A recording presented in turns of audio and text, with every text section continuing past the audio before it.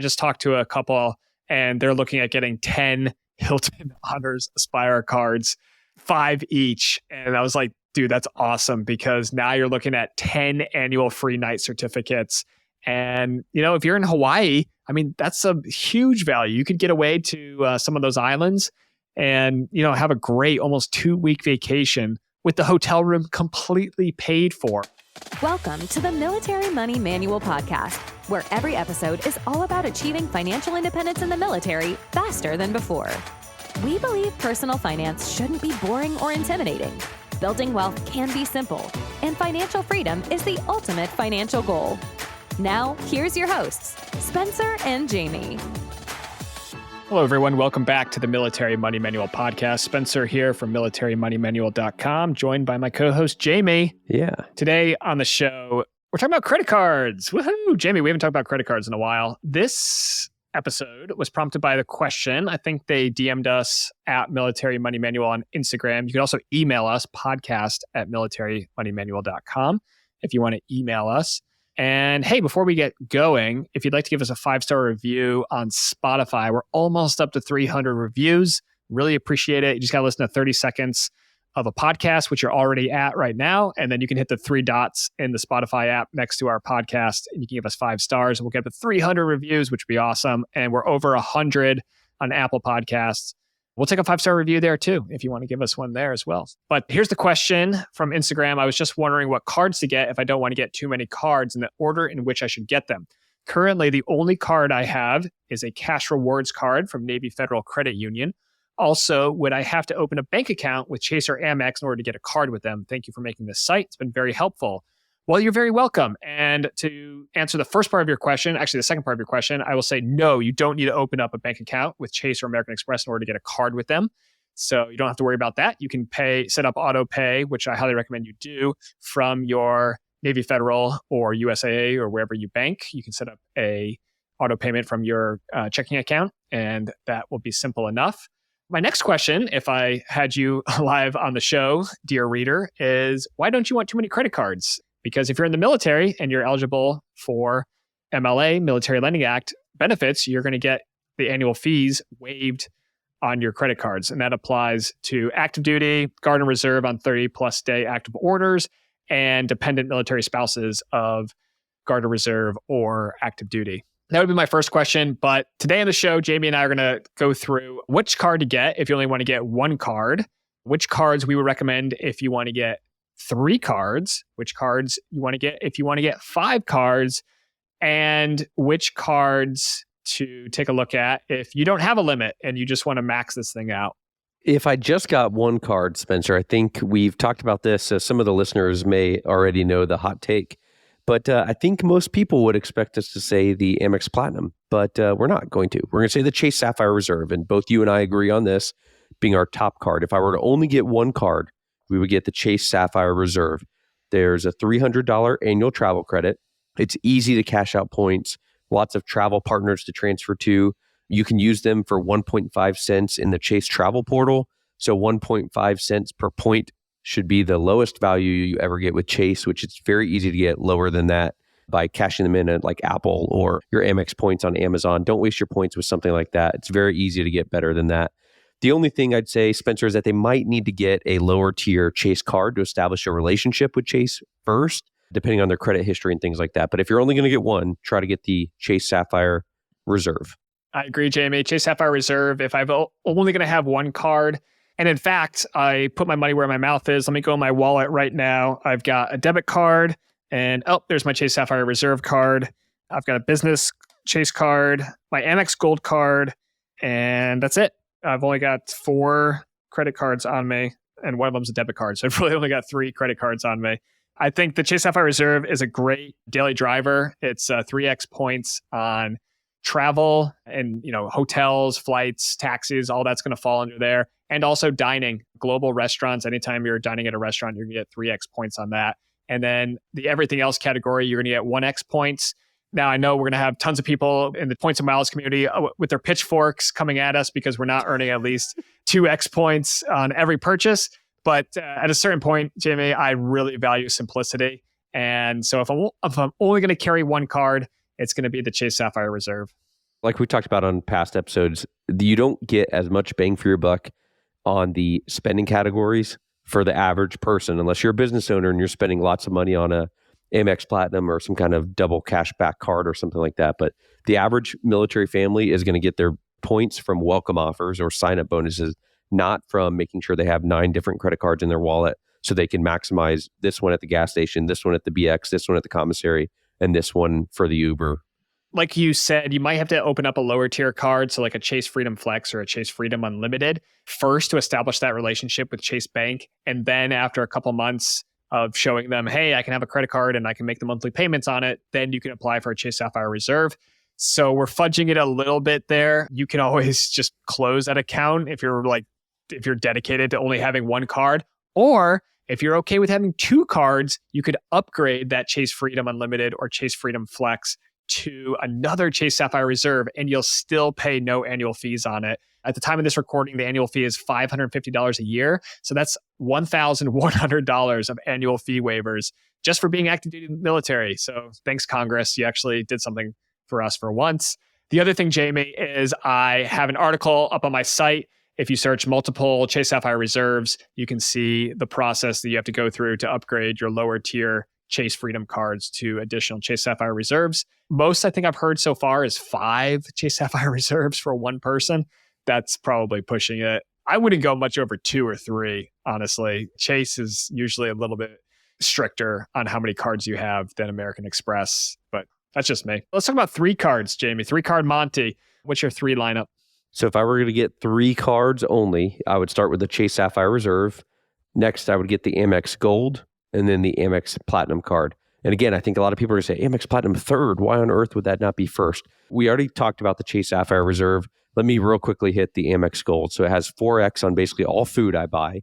Commissaries overseas, commissaries here, grocery stores, dining, all of that is 4 Amex membership reward points per dollar. So for my family, that's one of the biggest expenses that we have. And so that's a really good way to continue to earn membership reward points based on things you're buying anyway.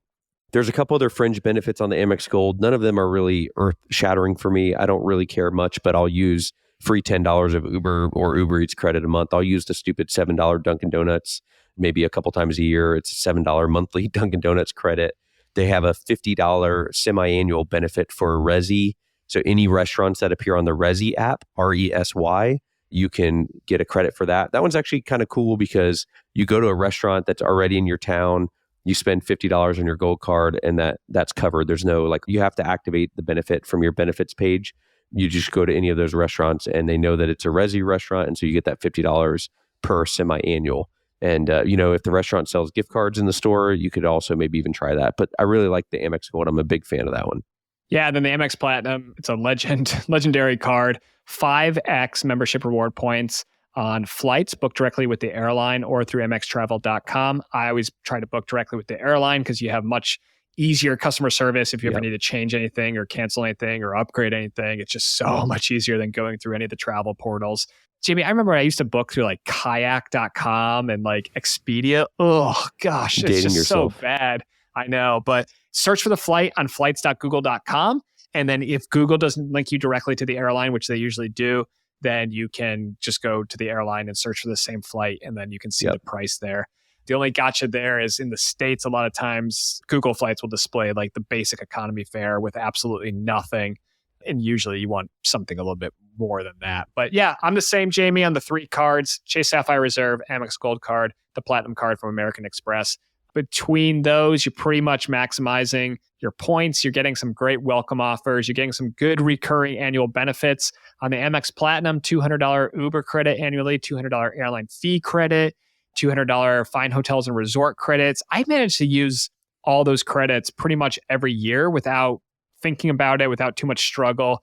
Whenever I'm traveling, I'll just check and be like, hey, is there a fine hotel and resort wherever I'm traveling to? And if there is, does that change my booking pattern? Yes. So it looks like that their little system worked because they usually cost more than $200, but that's okay. I just, if it's a $400 Four Seasons and I'm getting it for $200 and the La Quinta is also $200, I'd much rather stay at the Four Seasons and pay $200.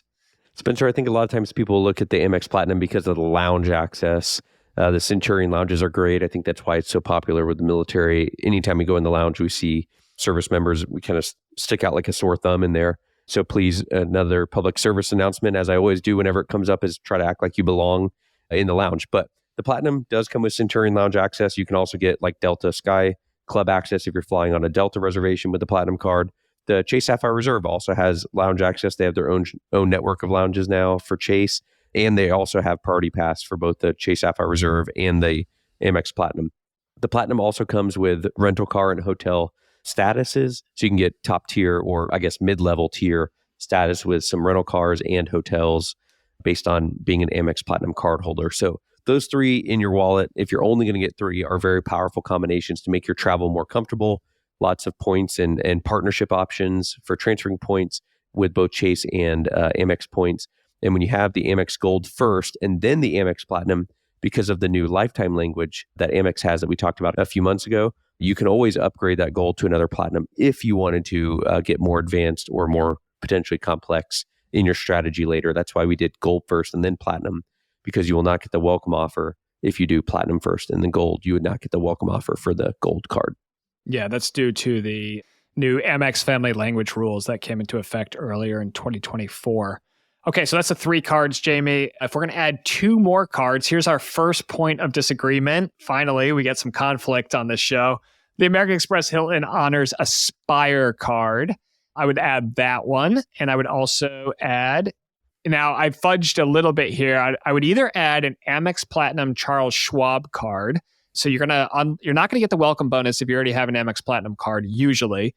Again, thanks to the Amex family language rules. But you're going to get the annual benefits of having another American Express Platinum card.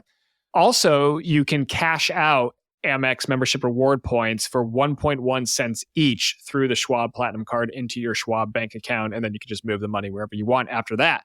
So it just adds a little bit of flexibility, which I think a lot of people, they might get like 60,000 points into their American Express membership rewards account. And they're like, dude, I can't do anything with 60,000 points. I need 100,000 points before I can do anything.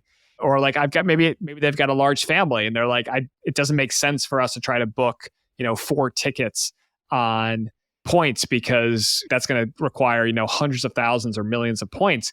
Well, in that case, then you have an option here, so you can cash them out. So $600 would become $660. That's nice. That goes a little bit of a way to offsetting the cost of a ticket or to putting money into your Roth IRA, whatever you want to do. It's cash. Either the Amex Platinum Charles Schwab card, or I would recommend a Inc. business card, a Chase Inc. business card, and just look at whatever one is offering the highest welcome bonus at the time and go with that one. Two of them, the Inc. Cash does an Inc. Unlimited, don't have annual fees, and then the Inc. Business Preferred has a $95 annual fee at the time of this recording. That's really low. And a lot of time, I've seen 120,000 point welcome offers on these Chase cards. And if you value Chase points at 1.5 cents each, that's a $1,800 welcome bonus. That's huge. That's really big.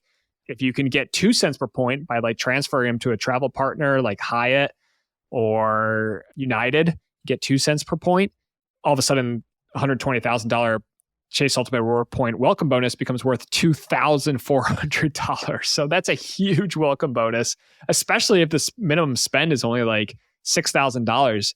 You're getting over a 33% effective cash back. So that's pretty awesome. So we talked CSR, Gold, Platinum. If I'm going to go 4 and 5, I would say the Hilton Aspire. I agree with that one. But number 5, I would put in the Bonvoy Brilliant card from American Express. So let me back up to number 4 for the Aspire card. So you get automatic Hilton Diamond status, which is their top tier. Comes with a free night certificate at any of their properties with no cap, which is unique for all the other companies' free night certificates. You get $400 a year, $200 per semi-annual period, Hilton resort credit. So especially for someone living in Hawaii, there's like 6 or 7 resorts here to choose from. So it's very easy for me to redeem that. Also comes with a $50 quarterly statement credit for airline fees. So $200 a year, but $50 quarterly statement credit. Very easy to redeem on a Southwest flight or United Travel Bank or something like that. Good redemptions or good earning potential if you're staying at Hilton. some other fringe benefits, but those are kind of the main ones. A free night certificate at any Hilton property. That could be the Conrad Bora Bora. It could be the Hilton Hawaiian Village, the Hilton Waikoloa Village. So any Hilton property that you like, that's a very, very valuable free night certificate. The annual fee is normally $550 right now as the time of this recording. And a lot of times those hotels are worth way more than $550 a night, but we're not paying for it anyway. So free night certificate, diamond status, the airline credit, and the resort credit are the big wins for the Aspire card for me. I mean, we could save this for the adding more cards to your portfolio, but once you start adding multiple Aspire cards, and if you have a partner that can also open up annual fee waived cards, I mean, I just talked to a couple and they're looking at getting 10 Hilton Honors Aspire cards, 5 each. And I was like, dude, that's awesome, because now you're looking at 10 annual free night certificates. And, if you're in Hawaii, I mean, that's a huge value. You could get away to some of those islands and, have a great almost 2-week vacation with the hotel room completely paid for, which is going to save you so much money to spend on other things. But you're also going to have the resort credit. So you can just buy all the food you want and just charge it to the room. Or massage or parking or whatever. Then another nice thing about Hilton, and Hyatt does the same, but Hilton and Hyatt, if you're redeeming points or a free night certificate, you do not have to pay the resort fee or any of the taxes. So it can truly be a free night other than parking and any other incidentals or food or whatever. And then for my number 5, I put in the Amex Bonvoy Brilliant card. That's their top tier Marriott Bonvoy card. And interestingly enough, both Chase and Amex have Marriott cards. The Bonvoy Brilliant card from American Express comes with Platinum Elite status, which I think is their second highest from the top.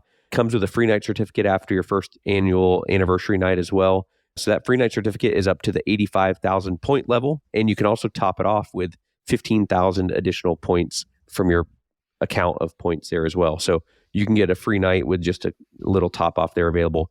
The new Ritz-Carlton Turtle Bay Oahu, we're redeeming 2 free night certificates coming up. I'm very excited to try that new hotel here on Oahu. 2 nights, they were $89,000 for each of the rooms. So we topped off the free night cert with 4,000 points each, which is no big deal at all. We do have to pay the resort fee for the Marriott property. The Brilliant also comes with $25 a month dining credit, $300 a year total divided up monthly. So my wife, who loves Starbucks dearly, first of the month, she loads $25 on her Starbucks app. And, the first time I go out to lunch with friends from the office or whatever, I just use my Brilliant card, and then that lunch is covered up to, $25. So Brilliant card has some I love the free night certificates. I love having status, getting the upgrades when there's room available, but I really, really love free night certificates. So Spencer, let me ask a slightly different way on this question though, of what if someone is married and they have a player 1 and a player 2, as they're called? Would you adjust your top 3 cards in that case if each of them is willing to open an annual fee waived credit card? We kind of built this as if it's one person opening 1, 3, or 5 cards. Yeah, that's a good question. So are we talking about if it's 3 cards, 6 cards total? Or 3 cards total split between 2 people, I think it would be. Because some people don't like to get too complicated. They don't want their wallet too busy. I don't want to track cards or whatever. So would you do maybe 2 Sapphire Reserves and 1 Amex Platinum? Oh yeah, that's an interesting take. Maybe I just stick to a single ecosystem. Maybe somebody does a Chase Freedom, we do a CSR, and then you go I was going to say maybe you go Hyatt or IHG on the Chase side, so you still get a free night certificate at a hotel. But in terms of the hotel cards, American Express is blowing Chase out of the water in terms of the value that they're offering on their Hilton Honors Aspire card and the Marriott Bonvoy Brilliant. It's really, this is generic advice, but it's really specific to the individual. If you're coming to me and you're telling me that you guys like to go vacation at the Grand Wailea every year on Maui, then I'm like, okay, then you need to be getting the Hilton Honors Aspire card. If you're telling me that you go TDY to the Middle East, one thing, when I was in the Air Force and I was working for CENTCOM, we always stayed at Marriott's, right? Every time we would go anywhere, we would stay at a Marriott. And so it was okay, I need a Marriott card because I want to have a little bit of status and I want to earn points faster. So it's going to be very situationally dependent. And in the 1 card scenario, it's kind of hard to deviate from the Chase Sapphire Reserve just because it's got so much easy value to unlock. But in the 3 card scenario, I could honestly see someone we substitute out the Amex Gold card or even the Amex Platinum card for a hotel card. But Oh, what about you? What would you say to someone who's like, hey, we got two people and we want to open up 3 cards between us? Nothing's, maybe we'll just say there's nothing special with the hotels. Yeah. I think I would encourage them to look at the Chase Sapphire Reserve for each, and then one of them getting an Amex Platinum.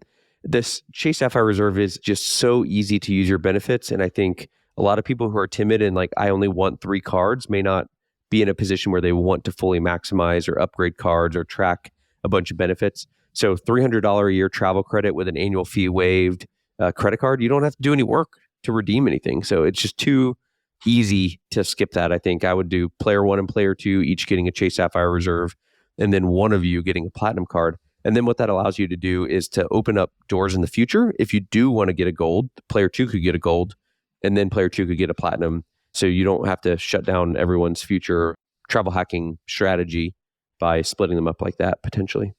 If you want to open up more cards than that, or if we've piqued your interest and you're like, man, there's a lot of cards out there I can get a lot of value from, I've got an optimized list on my website, militarymoneymanual.com. So if you just head over there, and then on the top menu bar, you'll see best credit cards, and you can either see the best credit card offers, or you can go in the drop down, you can look at the best military credit cards, and I've got an optimized list there. It goes 1 through 12, and it just takes you kind of through which card you should open up first. Spoiler alert, it's going to be Chase because of the 5 out of 24 rule.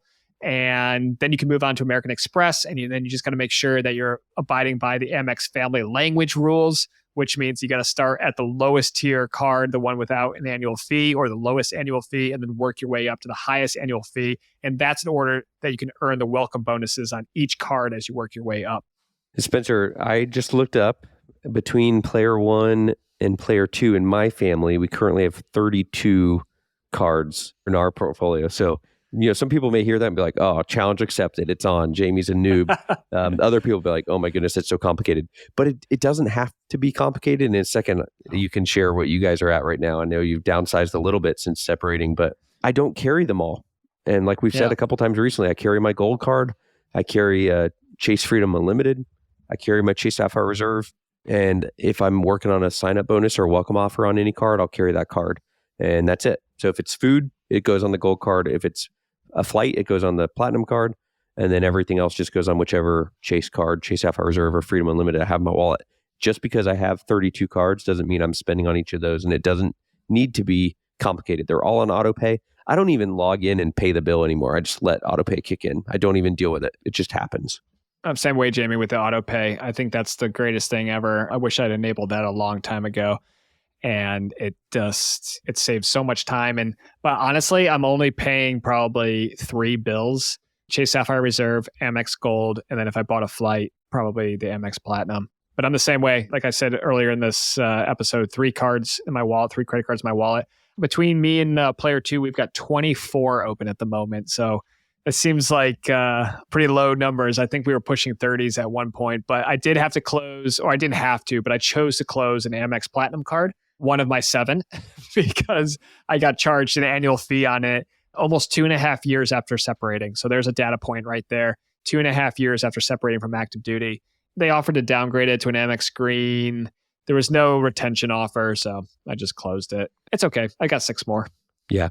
I was talking to a friend today. He retired 2 or 3 years ago, I think now, and he's had one that they charged a fee on, and he closed it, within 30 days after the fee was charged. And then he's had a couple other where he was notified he was going to be charged a fee, but the fee is not kicked in yet. Like you mentioned a few episodes ago, just because you get notified the fee's coming, don't close it automatically until you actually see the fee come through. So Spencer being out of the military now for over 2.5 years, still with 24 credit cards. I'm still active duty. My wife and I have 32 credit cards. It doesn't have to be that complicated. You can do 1 card, you can do 3 cards, you can do 5 cards. The main thing to remember is that all of these cards, all the personal cards, not counting business cards, all the personal cards for Amex and Chase are annual fee waived for the active duty service member, long-term Guard or Reserve orders, and their spouses. Spencer, if someone's confused of whether their spouse is covered or not, how do they guarantee or how do they know before applying for their first card? You should sign up for the Ultimate Military Credit Cards course at militarymoneymanual.com/UMC3. But you should also check the MLA database. So I've got that explained on my website, militarymoneymanual.com, or if you just Google MLA database, you might have to do MLA database military, or else you'll get MLA citation like you're back in college. But MLA database military, and I've got an article explaining on it. It should be in like the top 3 results. Or you can go to my website, search my website for MLA database, and you can check the database and make sure that your spouse is going to be eligible. If they're not eligible, every single time that someone has reached out to me and said, my spouse isn't eligible, it's because something was wrong with DEERS. Either it was missing a social security number, it was a wrong social security number, the name was misspelled, there was just something wrong with DEERS. So go fix DEERS before, and then that will eventually push to the MLA database. And then the credit card companies can verify that you are in fact eligible for MLA fee waivers. Spencer, you mentioned the Ultimate Military Credit Cards course. I'm going to put you on the spot a little bit. Maybe we do this instead of a pre-recorded ad today, but tell us a little bit about the UMC3 Ultimate Military Credit Cards course. We're probably over like 15,000 students now. It's pretty incredible what you built there. And how's the course delivered? Does it take a long time? Is it real confusing? What does that look like if someone's interested in it? It's a free course. Yeah, 100% free. So the only catch is the links I send you are referral links. They're affiliate links. So if you sign up for a card through one of my links, first of all, thank you. And second of all, at no cost to you, the credit card companies will give me a referral bonus for that. Some of them is paid in cash. Some of it is paid in points. But I do appreciate it. And so thank you very much if you do use my links. Basically, the course is the course that I wish I had when I first joined the military, because people would talk about the annual fee waivers, but nobody knew why we were getting our fees waived on cards like the American Express Platinum card.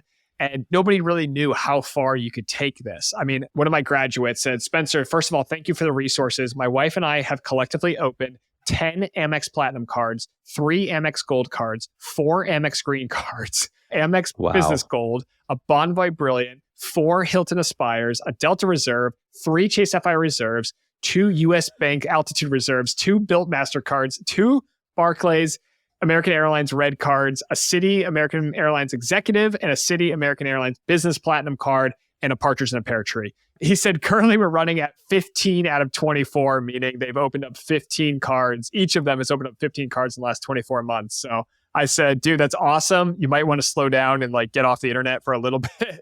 But yeah, you can learn how to do this in the Ultimate Military Credit Cards course.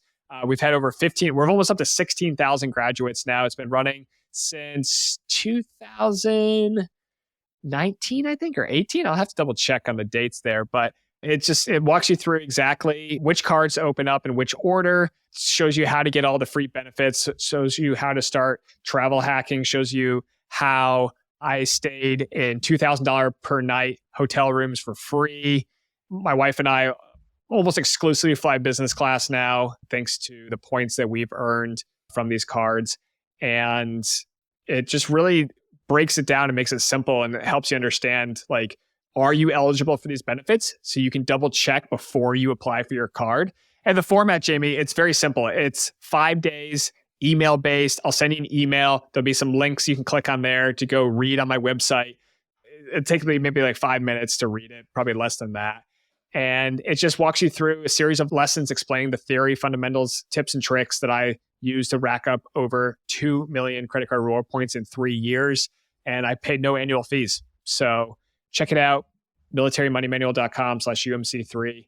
Oh, and you can unsubscribe at any time. I don't spam. I just send out content related to credit cards after the course. And if you're not interested anymore, then you can just unsubscribe, and it'll hurt my feelings a little bit, but I'll get over it.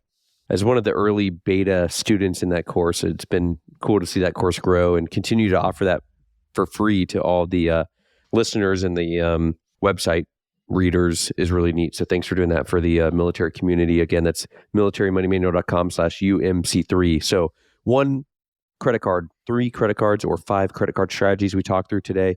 Hopefully that helps think through the options. And we love getting the questions from you guys. Like Spencer said, militarymoneymanual.com. You can contact us there. You can leave comments on the posts. You can reach out on Instagram at Military Money Manual, or email podcast@militarymoneymanual.com with any topics, questions, and maybe we'll feature your topic or idea on the show sometime soon. Thanks so much for tuning in to this episode of the Military Money Manual podcast. If you're enjoying the show, please feel free to rate, subscribe, and leave a review wherever you listen to your podcasts. This helps others find the show, and we really appreciate it. Thanks again for tuning in, and we'll catch you in the next episode. The views and opinions presented here are those of the speakers and do not necessarily represent the views of the DoD or its components. Reference to any commercial products or services does not constitute DoD endorsement of those products or services.